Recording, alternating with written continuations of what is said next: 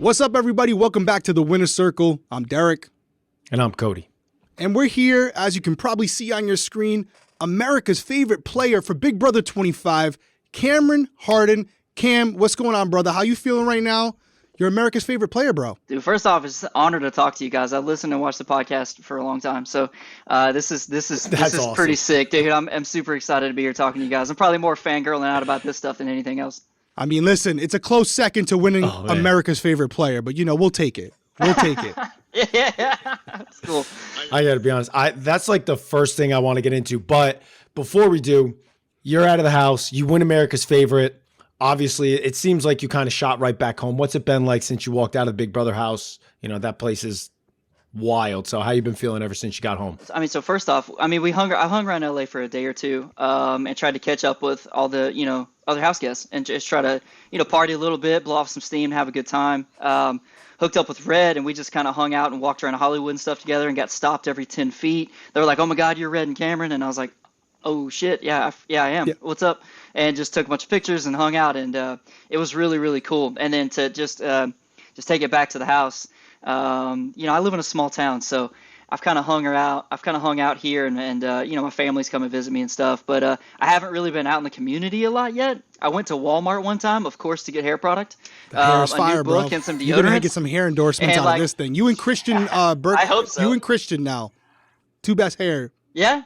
Out of Big Brother for sure.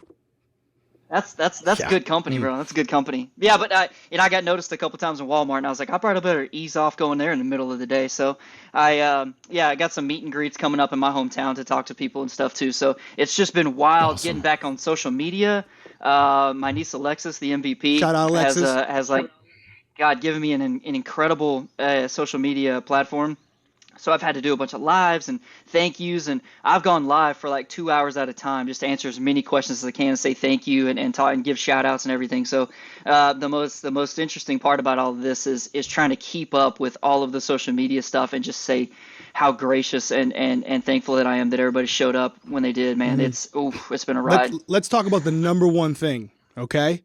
The core of Cameron Hardin. I have no doubt about this. Your daughter, the reason you were there. Yeah. The thing that drove you that entire season, trust me, I know. What was it like getting out of the house and seeing her again for the first time? Oh, man. We FaceTimed. As soon as I got my phone, I knew that she was asleep and had school the next day, so I didn't FaceTime her that night. But I woke up immediately the next morning, FaceTimed her, and we talked. And she was actually in Walmart, too, just hanging out with my mom. Shout out Walmart. Yeah, right. That's the industry of my hometown. That's all we got. We got a Walmart and some red lights. But she was there and it had Team Cameron, Big Brother stuff, and daughter and Stevie. Love that. And she immediately got off of a FaceTime, and everybody that was walking up to her to say, "Hey, I love your dad," she was like, "This is the best day of my life." How old is your daughter? How old is she? She's 8. She's in so a third little grade. older than mine was. Mine was 18 months. Yeah. But you're in the cool stage where you're you're cool dad for at least a year. Yeah. So far. At least your money. I'm gonna hang on to it as long as I it doesn't can. last long, bro. I got a 10-year-old and a 7-year-old. I promise you got about 11 months. A short window of cool. Exactly. Jesus. But when I got That's home, awesome. I got home and hugged her, it was she stuck to me like glue for 2 days. She did not leave my side. We did everything together. Love that, bro. Love that for you. I absolutely love that. See, that was going into it. Derek and I, we always pick winners at the start of the season. Derek picked Jag. I picked you. What? And my reason for picking you, so you were the person that I was like, bro, he's a super fan of the show. He's got a daughter who he's going to be going in there and fighting for. So he's going to probably have a good understanding of the game, how cutthroat you need to be, because he's not just playing for himself. He's playing for his daughter.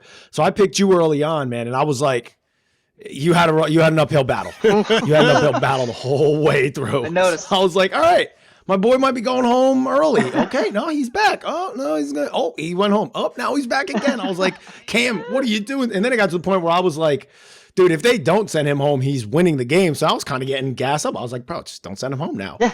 Because you were just fighting the whole time. And I want to kind of pick your brain about that, because it's what is that like in there? It's not something that Derek or I can really understand. We didn't have that kind of a battle, and you did. And it's an amazing, amazing story to watch. So what is that like for you in there to just have that battle and just be like, well, Ears back, grinding. This is how I'm going the rest of the season. It's weird. It's even weirder to talk about because I feel like I'm like just talking about myself, and that's not really Get used something to that I it. do very well. Yeah, so Yeah. this whole thing has been kind of weird, but in the moment, I don't even think about it. I grew up playing sports. I was a coach. My dad was a coach. Rodeo, did all this kind of stuff. Pressure isn't really a thing. I don't think about it. I don't worry about it. We saw. I just try to make sure that I keep my head in the middle of what I'm doing, stay focused.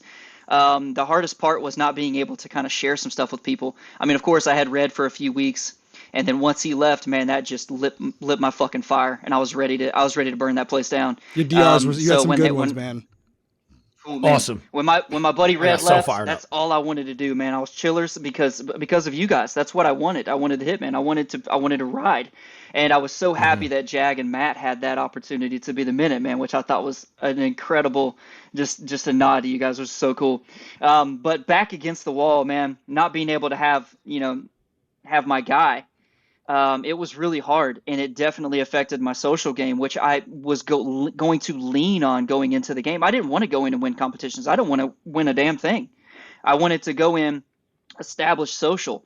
But once I had my back against the wall and very early on, and I had to just win, it definitely affected my ability to have any sort of social game because I knew that any single conversation that I had with somebody was going to ruin their game. And if they did not want to talk to me, and ruin their own game. So it made it incredibly tough for me to be like, hey, what can we do together? It was like shut down immediately. And I was like, God, I guess I just got to win and make sure that I don't piss off the majority of whoever's voting this week.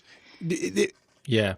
It's probably one of my least favorite things about the game when they like hang that on your head and now it's like, don't talk to Cam. He's like the plague. He'll ruin your game. You'll go down after him. It's like, it's already tough in there psychologically and have yourself, and then your awareness to feel that, be like, all right, nobody wants to talk. So I guess I just got to win. Like you're a very strong character. You have very strong, like you can just tell that it was like, you weren't going to cave to that. You were like, no, I'm going to compete now. Yeah. Some people can't deal with that. They can't handle that.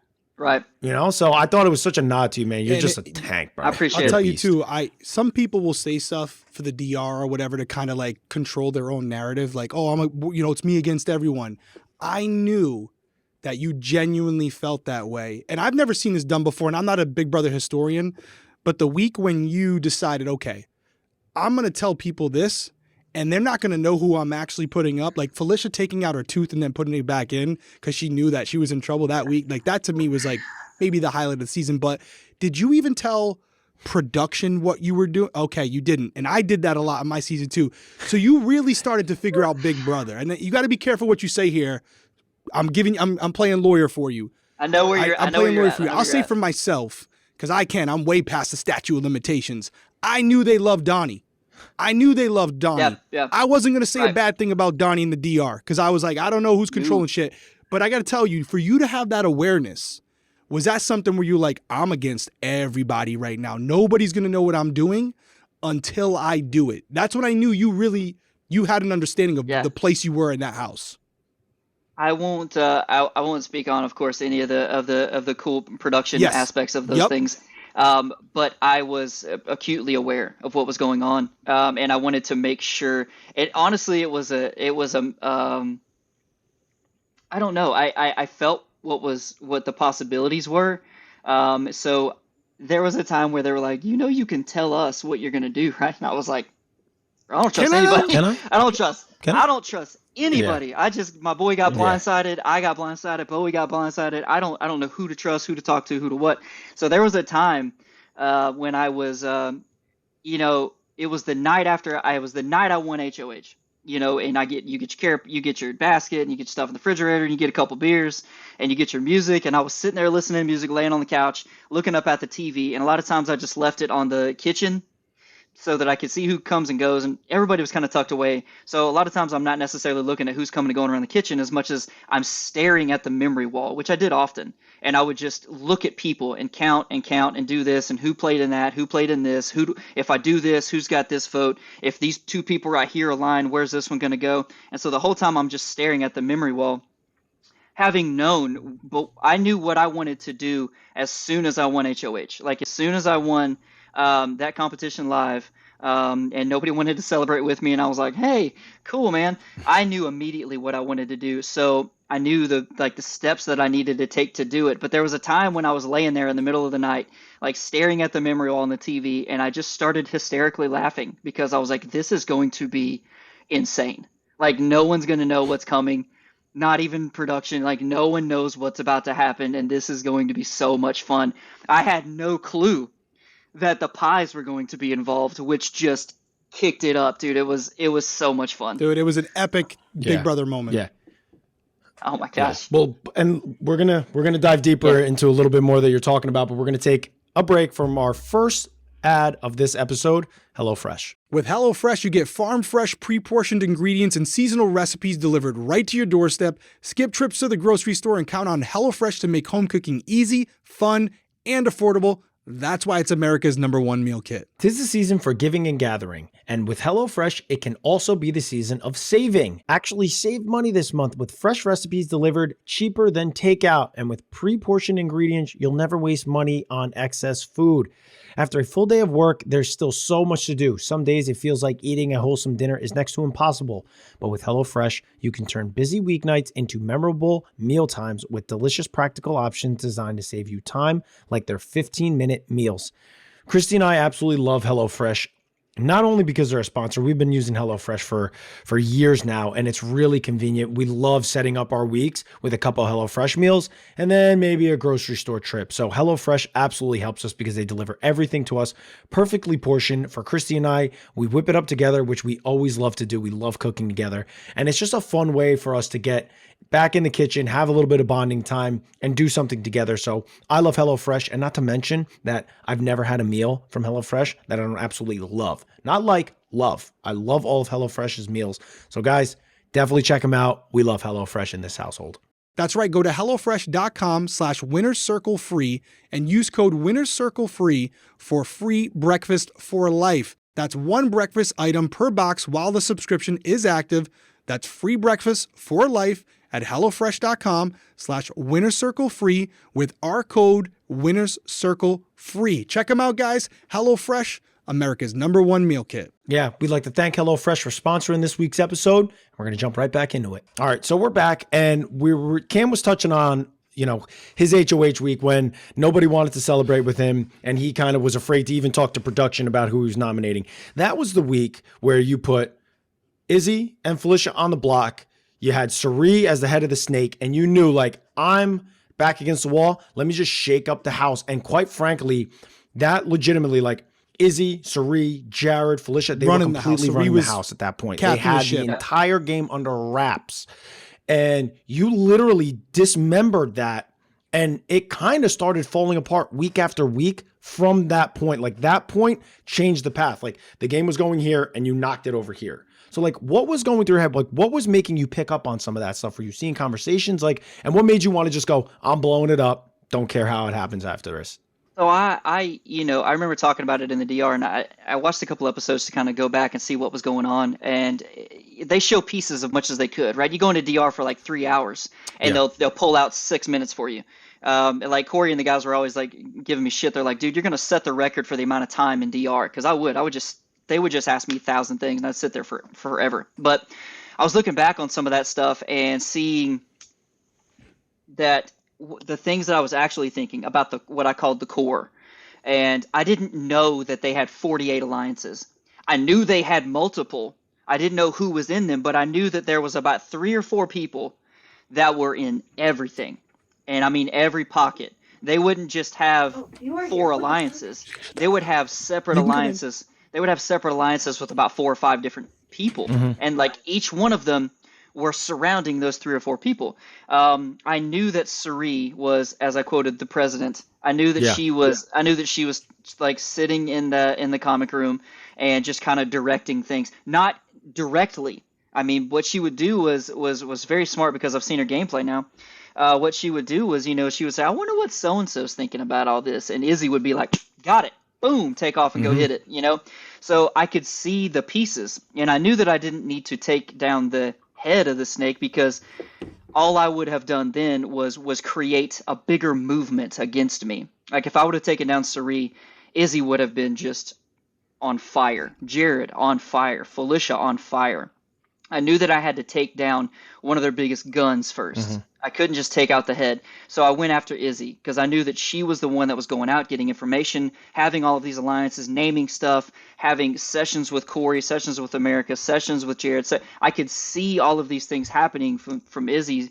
And I said, she's the one that has to go right now. And if I take down her, it's going to piss off these other ones and they're going to splinter themselves. Like, it's just going to happen. They have a multiple, alliances. So if I give the correct information to Jag, if I give the correct information to Corey, to America, to all these, if I give the correct information, they will go splinter this stuff for me. So I just handed out hand grenades and like, here, you guys go blow it up. So that is what set forth all of the stuff that we, Jag, and then Corey talking to Jag and them getting on the same page. And I knew that if I talked to America the right way, she was going to get Corey to work, just get in the headspace. And I think that all of that stuff together culminated and having put the right information in the right hands and just been patient. And I just stayed up in HOH for a while and just let them kind of do their thing. And that's what started the huge, fight in Have Not. And that's what I think really just blew shit apart. It was genius what you did there because honestly, you could have went after Sari, right? And but somebody would have replaced her.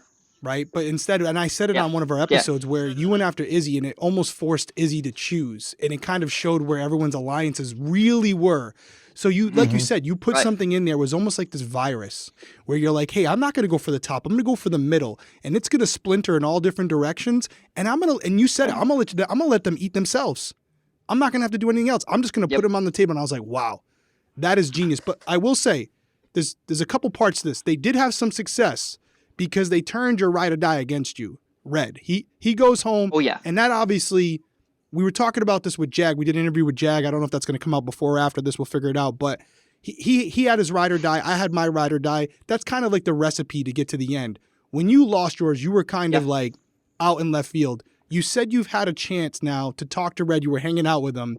Have you guys broken that down? Have you given him shit for this? Because he needs to hear it because I was pissed. You guys could have did some damage. damage. Like, Ray, go talk to your boy, bro.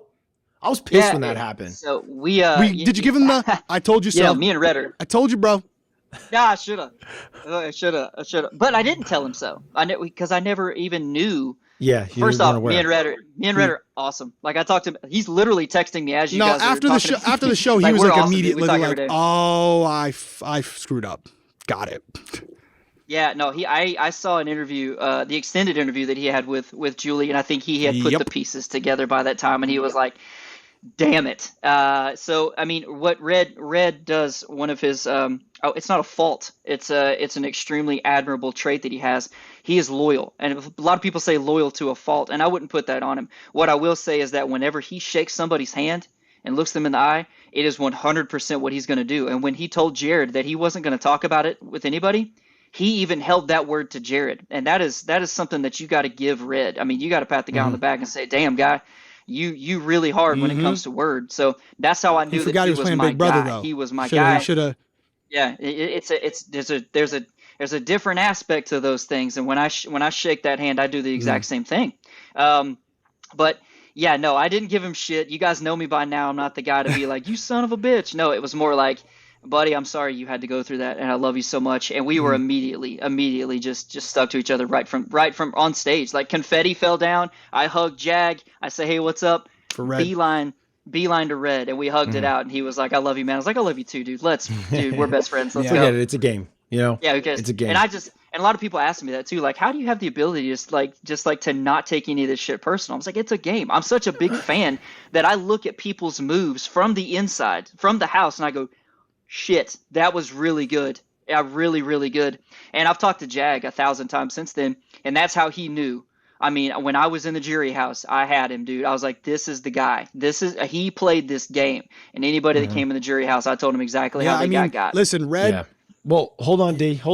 Yeah. We're going to get into your thoughts on this one. I got a good question, too, so you guys want to stick around after this break. Yeah. This is going to be our second sponsor of the episode, Uncommon Goods. It's officially time to kickstart your holiday shopping, but there's no cause for panic. Uncommon Goods is here to make your holiday shopping stress-free by scouring the globe for the most remarkable and truly unique gifts for everyone on your list. Whether you're shopping for mom, dad, brothers, sisters, teenagers, in-laws, your best friends, it does not matter. Uncommon Goods has you covered. I was on there today looking at a couple different things, and I was looking for something for the kids, something unique, something that was not too expensive, but something that may be fun on a weekend where we're a little bored. And I found this really cool portable campfire. So, you go to a lot of places, unless you're at a campground, there's not always a setup for a campfire. This little device here is a little portable device, comes in a can. You basically open it up. It comes with all the wax, all the different elements you need. It's non-toxic. You pop it open, you light it up. You can roast marshmallows with the kids. Then when you're done, all you do is put the lid back on. You're good to go. No hazard to the environment. Safe for everybody around. And again, it's cheap, inexpensive. You get you free shipping on it. So this is what Uncommon Goods offers you. Definitely think you guys should recommend it.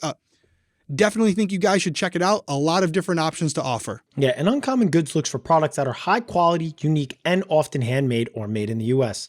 They have the most meaningful, out of the ordinary gifts anywhere. Uncommon experiences are more than virtual classes.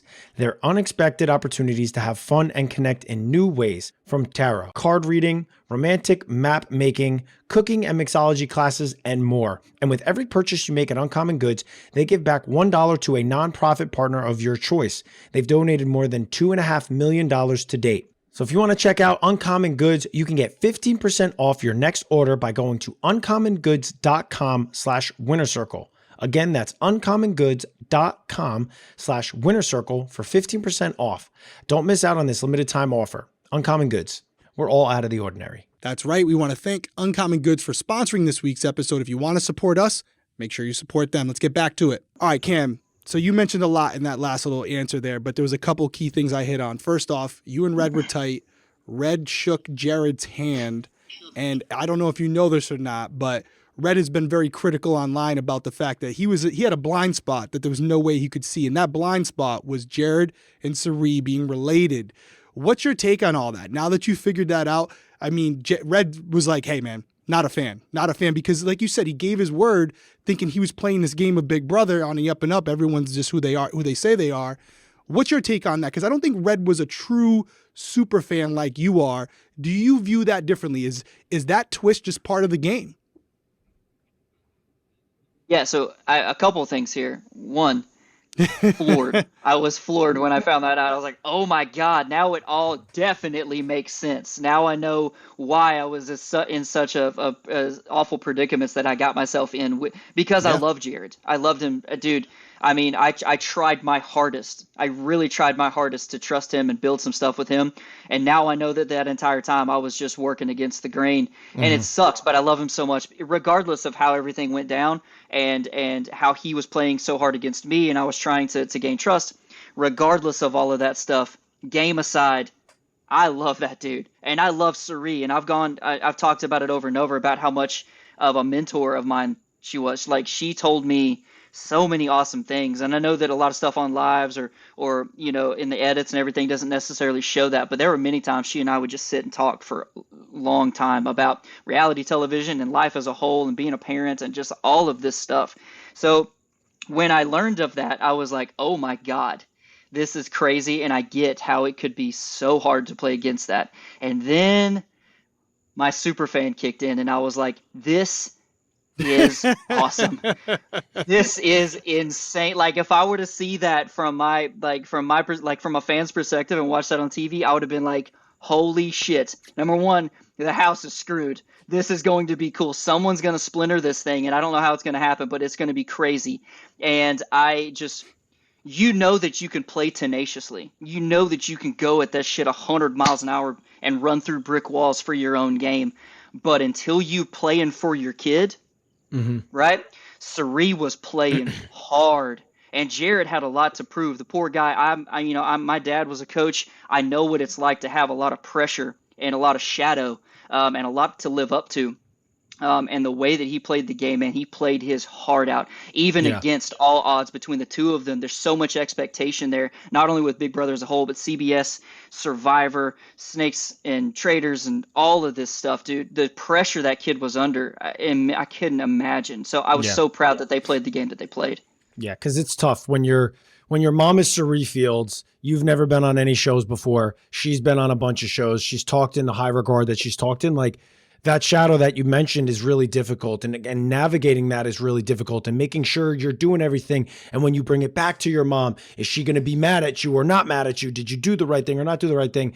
It was really, really difficult. I think the advantage went towards Sari versus Jared. Like, I don't feel like Jared was in there learning everything. I felt like it was a big advantage for Sari to have Jared. Nobody knew.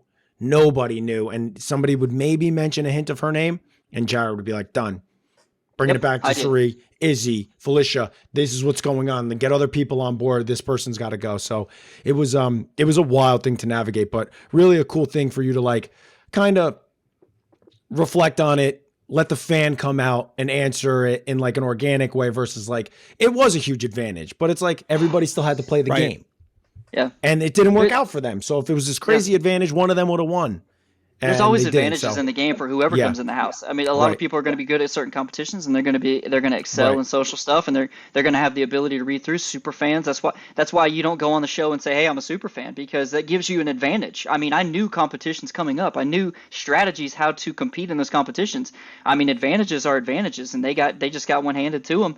And I mean, it still didn't work, but kudos for just going hard, both navigate. of them. No, absolutely. That was a crazy one. Yeah. You mentioned like gamers and everyone having different advantages, and I think this is a question that we see. I said during the season that I think you're one of the better players. Not overall, I'm not saying you're the best player to ever play Big Brother, but as far as gamers are concerned and the pressure you were under to perform and being able to do that, I mean, you won a competition and nobody even hugged you afterwards. Like, they knew that nobody wanted you to win, and yet, and reading the game too. Yeah, I mean, like you knew it, and you got millions of people watching. You're answering these questions. People don't realize how hard it is. What do you think it is? Is it something within you? Is it just because Cody has it too, where it's like just this thing where the bigger the expectations, the more that's on the line, the calmer you get, the better you perform. What is it about those types of players like yourself, like the Codys, like the Michael Brunners? There's all these different players that just in the house, to them, it's just another day at work, and they just perform even better when the stakes are higher. What is it about you? Is it your makeup from your life experiences? Is it your dad as your coach? What gets you to that point where you perform under pressure that well? Thank you for that. Wow. I guess everyone has their own life experiences that have led them to be the person that they are. I mean, growing up with a dad that was my coach and just playing hard-nosed football. I mean, I was a quarterback, but I was expected to get my ass just kicked every day. So pain don't hurt. Sitting in the pocket, taking some shots, just being hardcore and having expectations. I mean, being a coach's kid is really tough, and especially for being, my dad. He's a prolific coach. Like, he's a really big deal in the Middle Georgia and in Georgia. He's an incredible coach. So having to live up to some of the expectations, he never put that pressure on me. He just wrapped his arms around me, told me that he loved me all the time, and it gave me confidence to go in and be calm. And that gave me the ability to become the soldier that I was in the Army, and having the ability to literally be in battle, and things are flying and stuff's blowing up, and we're doing I guess in that context it's kind of a thank you for your service, by the way. I guess in that context, thank you for your service. That's big. I know Veterans Day just passed. I forgot, and I'm not gonna lie, I forgot you were in the military, and it's like, okay, yeah, he was in the military, his life was on the line every day, Big Brother's tip. But I forgot about it. I digress. You continue.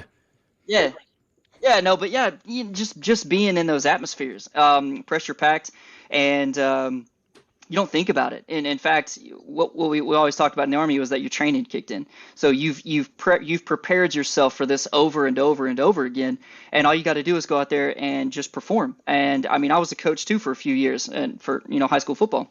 And I would tell the kids, it's just you can't practice at half speed and expect to be good at full speed when it comes to games. 100%.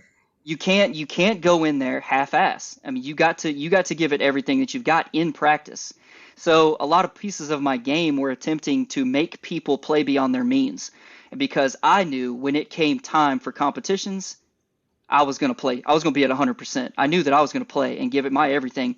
But if they had to go give their everything, they were going to mess up, because when you try to play harder than you can play, you're not there. So if you just relax, calm your nerves. The mental game is won early. Relax, calm your nerves, and you go into it just ready to rock. you just play your game, man. And a lot of people didn't have that. A lot of people played sports, and a lot of people had a lot of pressure-packed situations. But having the ability to differentiate between how much pressure was on you and just being able to throw that out and just be yourself, be composed and play your game. I mean, that's the hardest part. Well said. Yeah, incredible insight. Incredible insight. We're gonna wrap this up right after this final ad. I have a big time question for you that you got to give us a little tea on. So we're gonna hear from our last sponsor in the episode, Fume. Cold turkey may be great on sandwiches, but there's a better way to break your bad habits. We're not talking about some weird mind voodoo from your crazy neighbor. We're talking about this week's sponsor, Fume. And they take a problem and look at it a different way. Not everything is a bad habit gone wrong, so instead of a drastic, uncomfortable change, why not just remove the bad from your habit? Fume is an innovative, award-winning flavored air device that does just that. Instead of vapor, Fume uses flavored air. Instead of electronics, Fume uses a completely natural product. And instead of harmful chemicals, Fume uses delicious flavors. You get it. Instead of bad, Fume is good. It's a habit you're free to enjoy and makes replacing your bad habit easy. Your Fume comes with an adjustable airflow dial and is designed with movable parts and magnets for fidgeting, giving your fingers a lot to do, which is helpful for de-stressing and anxiety while breaking your habit. So what they mean by the dial is you get to turn it, and it all depends on how much air is then going to come in. Right now, I have raspberry lemon in here, and the flavor is incredible. I absolutely love it. I don't know. It's so good. And the dial that they're talking about, it's like fidgeting. It's like I'm doing this constantly. So start the holiday off right with the good habit by going to tryfume.com/winnercircle and getting the journey pack today. Fume is giving listeners of the show 20% off until December 1st when they use our code WINNERCIRCLE to help make starting the good habit that much easier. Fume has helped thousands of people break their bad habit to date, and why not you this holiday season? That's right. We want to thank Fume for sponsoring this week's episode. Again, go check them out. Tryfume.com/winnercircle. Let's get back to the episode. All right, so we're back, and I got a question for you, Cam. You talk about all these competitions. You talk about, being cutthroat. There's these games coming up. Right? Big Brother. They did it on your finale night. You were America's favorite. You're also a comp beast. We call them the reindeer games. I don't know if you watched the finale. A little show coming on. Give us a tea. Give us the insight. Someone from your season is going. We need to know. Is it you?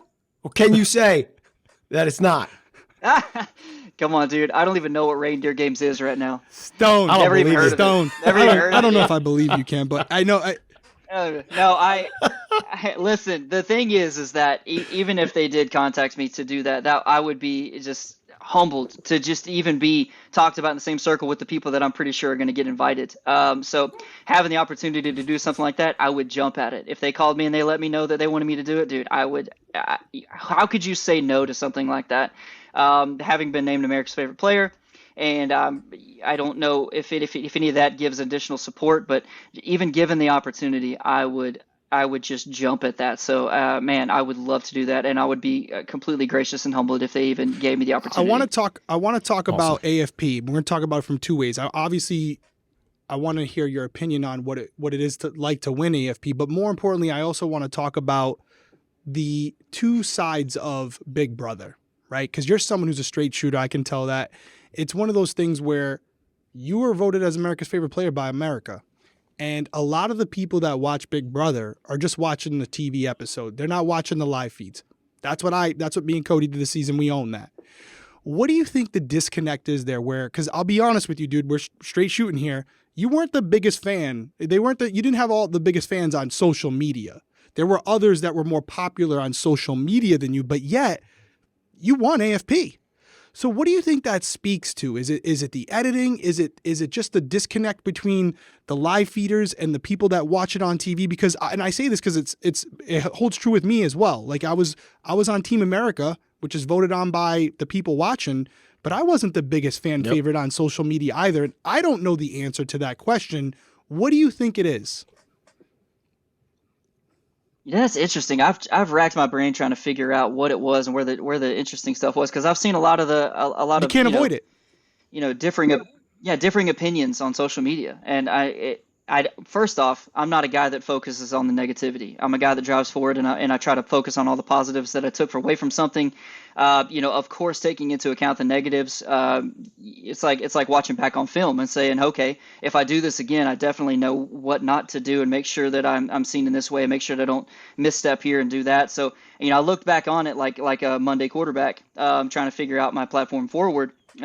That I know 100% that I had an amazing edit, and kudos to CBS and Big Brother for doing everything that they did. I mean, some things I didn't deserve. They just went above and beyond, and I can't speak to any of the live feeds. It'd be hard to catch up on 3 months worth of live feeds. Impossible. But I know it's interesting to see because anything can be taken a certain way. I mean, you just have a conversation with somebody. We live in the world where a single word can just blow everything apart. Just one word in the wrong direction or to the wrong person can just sink everything. I mean, it's very, very important. So having conversations with people and people maybe taking things out of context or anything like that. I'm not giving any credit to things being taken out of context, but people can, if they view something a certain way, every single thing from that point on is just further evidence to justify their claim. So, I can't give any validation to the difference between live and the edits, but because I was exactly the same person all the time, and I tried to play hard. There was some times where I probably wouldn't have made a move that I should have made a move and I didn't. But conversations, I attempted to be my authentic, real self, and in no way, shape, or form was I ever attempting to be anything other than myself. And how people viewed that, it's hard for me to give them credit, but I tried to be nothing but my just true self. So just a follow up to that, Cody, and I'm sure you got stuff too, but just to follow up that question on a positive note, okay, that aside, because I agree with you, we can't solve that puzzle right now. We can't do it. And I think something you said in there is important. It's confirmation bias. Somebody develops an opinion about you day one, no matter what you do. It doesn't matter if it's good or bad. Even if it's good, they'll find a way to frame it in a negative way because they've already decided what they feel about you. And that's a bigger message because that's our society in general, right? Yeah. Like depending on what they think about you, their preconceived notions, doesn't matter what you do from that point forward, you're an enemy. And they will, and for their favorites, they could do the exact same thing as you, and yet it'll be genius. Yeah. It's the best move ever. So we'll end that on that note, put a pin in that. But you're standing on stage. You just lost $750,000. You have no clue how America is viewing you at that point. It's a scary effing feeling. Julie Chen reads the top 3. You're probably a little surprised, right? Whoa, okay, cool. This is cool.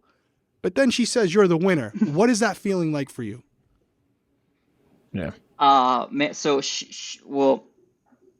during commercial, they told us where to stand, and they were like, "Matt, you stand here. You're second. You stand next to Julie. Sari, you stand here right next to Matt." And I was like, "Oh, okay, cool." And they're like, "Cam, you stand right here in the middle of them." I was like, "I'm sorry, what?"